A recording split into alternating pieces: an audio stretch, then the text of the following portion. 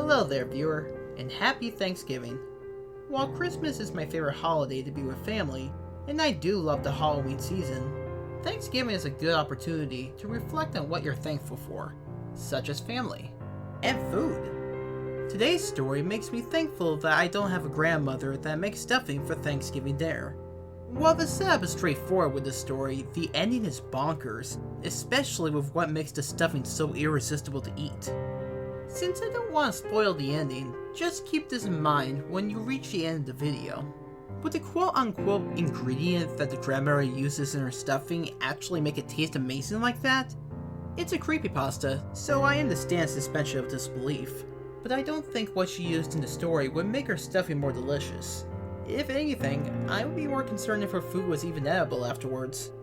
After you listen to the video, you might refrain from eating stuffing during Thanksgiving dinner today. Or maybe not. After all, that stuffing looks pretty good. I suppose one more scoopful wouldn't hurt.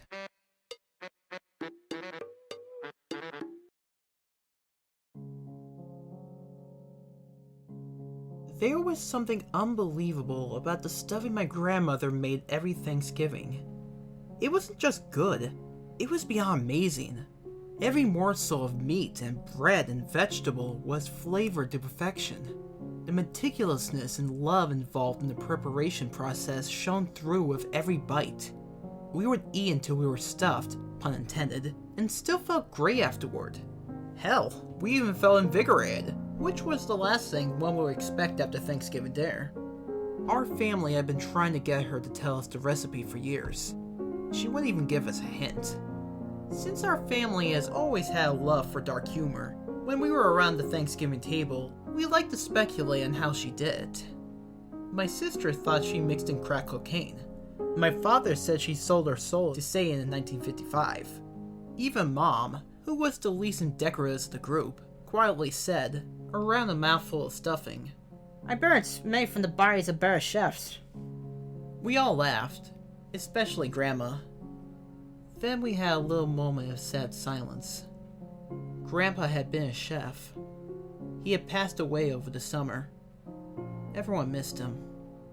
Dad broke the silence with a truly spectacular belch, and we all groaned and giggled and got back to eating. Even though I resumed packing my mouth with mashed potatoes, I still felt bad for my grandmother. She had taken Grandpa's death very hard. Even with her network of friends, family, and co-workers at the place where she volunteers, her loneliness was obvious. Seeing her smiling with us on Thanksgiving, it felt good to hear her laugh again, and it was obvious that she was happy that we loved her stuffing as much as we did. The Friday after last Thanksgiving, I had finished my Black Friday shopping and bringing my niece's presents over to Grandma's. It was tradition for us to go there on Christmas morning to open our gifts. I wanted to get an early start so I wouldn't have to deal with last-minute shopping.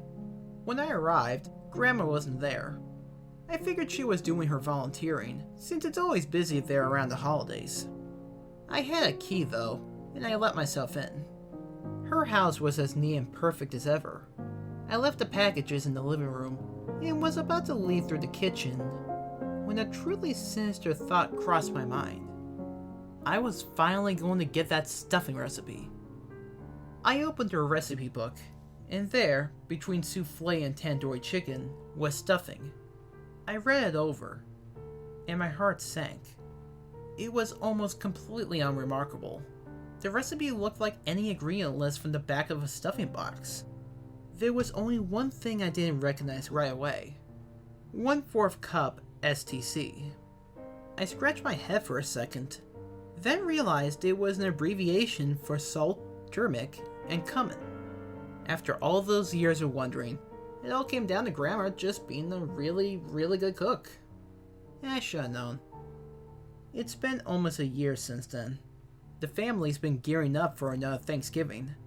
The menu is planned, the tablescape is designed, and the guests have been invited. Yesterday, out of the blue, I got a call from my mom. Her mother, aka my grandmother, had been arrested. I couldn't believe it, and asked what had happened. Mom replied that she had been caught stealing from the place where she volunteers. They had security camera footage and everything. To say I was confused was a massive understatement.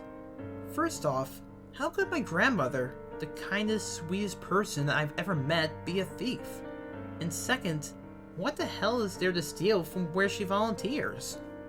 Mom went to the police station to deal with the situation while I stayed at home and cleaned.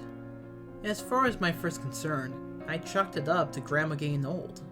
Maybe she had gotten confused and had taken something without even knowing it didn't belong to her. That had to be it, and it made me sad to think about. Mom called me an hour or so later. She had bailed Grandma out and was waiting for it all to get processed so she could take her to the hospital to get examined. I asked my mom what the hell was going on. She told me it was pretty much exactly what we thought. Grandma had taken something from her volunteer place and snuck it away. The security office even rolled tapes back and caught her doing the same thing for the last 8 years, all right around Thanksgiving. What the hell did she take? I asked, so overwhelmed with confusion that I wanted to tear my hair out. Well, that's why I'm bringing her to the hospital. Mom replied. Not just because I think she might be losing it, but because it was just waste that the place incinerates anyway. I felt a chill stir at the back of my neck and plunge down my spine. Like medical waste? I asked in a hollow, detached voice.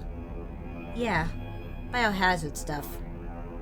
I thanked Mom for calling and said to let me know if there was anything I could do to help. We hung up. I sat there in the quiet house and put seemingly impossible pieces together. The stuffing, the feeling of invigoration, the recipe. Everything in the room blurred, and my mouth felt very, very dry. STC wasn't salt, turmeric, and cumin. Not even close to salt, turmeric, and cumin. STC was stem cells. Grandma was a volunteer at Planned Parenthood.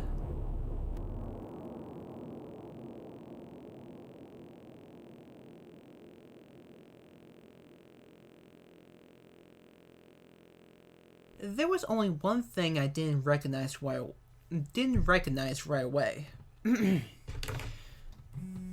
Oops, alarm.